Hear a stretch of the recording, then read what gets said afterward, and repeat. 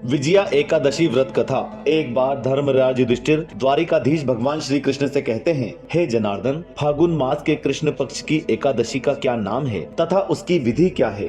कृपा करके आप मुझे बताइए। इस पर भगवान बोलते हैं, हे राजन, फागुन मास के कृष्ण पक्ष की एकादशी का नाम विजया एकादशी है। इसके व्रत के प्रभाव से मनुष्य को विजय प्राप्त होती है। यह सब व्रतों में सबसे उत्तम व्रत है।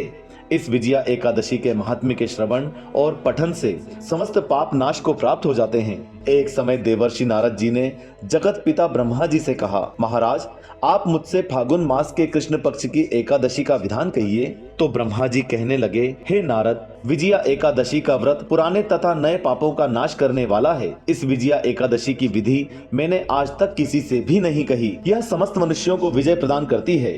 त्रेता युग में मर्यादा पुरुषोत्तम श्री रामचंद्र जी को जब 14 वर्ष का वनवास हो गया, तब वे श्री लक्ष्मण तथा सीता जी सहित पंचवटी में निवास करने लगे। वहां पर दुष्ट रावण ने जब सीता जी का हरण किया, तब इस समाचार से श्री रामचंद्र जी तथा लक्ष्मण अत्यंत व्याकुल हुए और सीता जी की खोज में चल दिए। घूमते घूमते जब वे मरणासन्न जटायु के पास पहुंचे, तो जटायु उन्हें सीता जी का वृतांत सुनाकर स्वर्गलोक चला गया। कुछ आगे जाकर उनकी सुग्रीव से मित्रता हुई और बाली का वध किया। हनुमान जी ने लंका में जाकर सीता जी का पता लगाया और उनसे श्री रामचंद्र जी और सुग्रीव की मित्रता का वर्णन किया।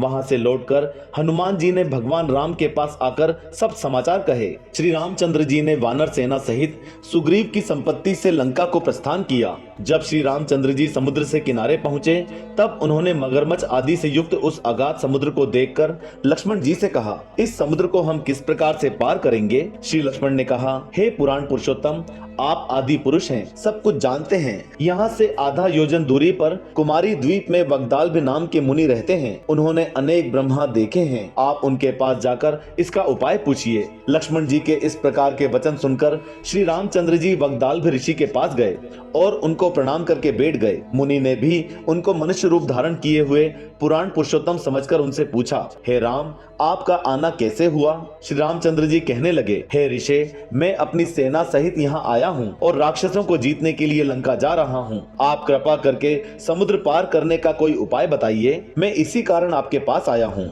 वग्दाल्भ ऋषि बोले, हे राम, फागुन मास के कृष्ण पक्ष की एकादशी का उत्तम व्रत करने से निश्चय ही आपकी विजय होगी। साथ ही आप समुद्र भी अवश्य पार कर लेंगे। इस व्रत की विधि यह है कि दशमी के दिन सोने, चांदी, तांबे या मिट्टी का एक घड़ा बनाएं। उस घड़े को जल से भरकर तथा 5 पल्लव रख वेदिका पर स्थापित करें। उस घड़े के नीचे सतनजा और ऊपर जौ रखें। उस पर श्री नारायण भगवान की स्वर्ण की मूर्ति स्थापित करें।